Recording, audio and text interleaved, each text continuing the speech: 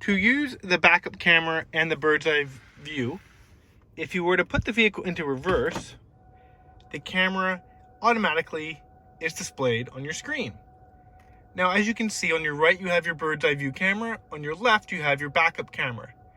Now, to the bottom left of the screen, you have the different views.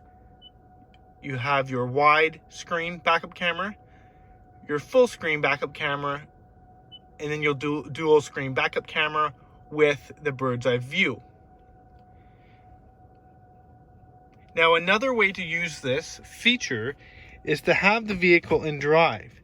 Now, as you can see, you do not have any view, but if you were to go below here to the left, press the view button, now it shows you the bird's eye view plus what is in front of your vehicle. So if you are parking or trying to maneuver in a tight spot and need to see what is in front of you, you can have that option.